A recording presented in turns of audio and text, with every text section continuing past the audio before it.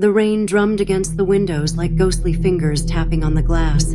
I sat on the couch, the baby monitor beside me, trying to keep my eyes on the horror movie I'd picked out for the night.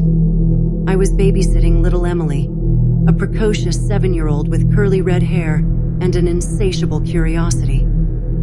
Her parents had gone out for a rare date night, leaving me in charge of bedtime. The dimly lit living room cast eerie shadows, and every creak of the old house seemed magnified in the stillness of the night.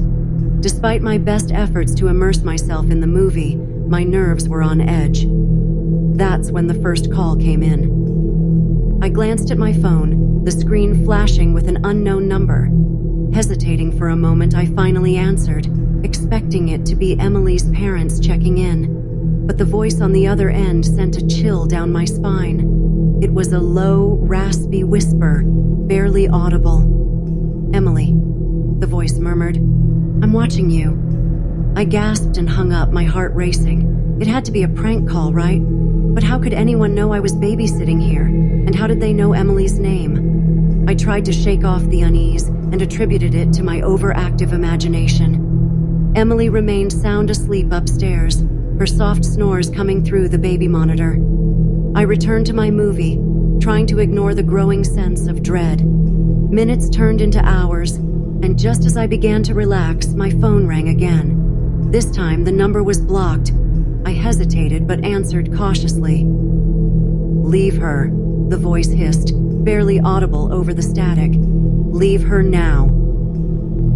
I dropped the phone, my hands trembling. Who could be playing such a sick joke? I rushed upstairs to check on Emily, finding her still peacefully asleep.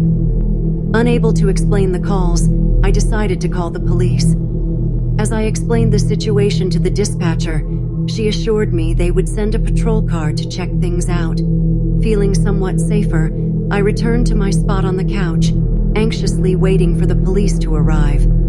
Minutes ticked away, and just as I started to doubt they'd come at all, I heard the unmistakable sound of sirens approaching.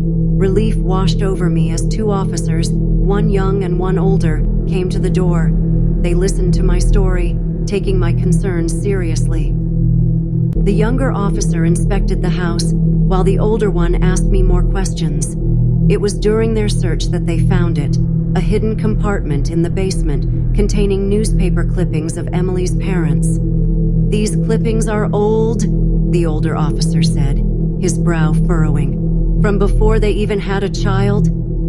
My stomach twisted into knots. What was going on?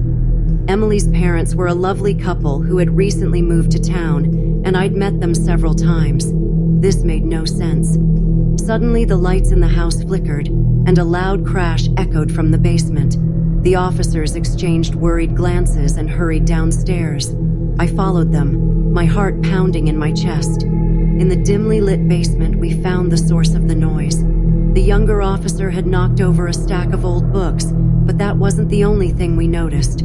Written in red paint on the wall were the words, "Leave her." My breath caught in my throat as the older officer radioed for backup. We needed to get Emily out of this house, now. But when we returned upstairs, she was gone. Panic set in as we searched every room, but there was no sign of her. The officers called for more backup, and a full-scale search of the area began. I couldn't believe what was happening. Emily had been sleeping soundly just moments ago, and now she had vanished without a trace. As the night wore on, I received another call from the blocked number. The voice on the other end was clearer this time, and it sent a shiver down my spine. "You should have left," it whispered.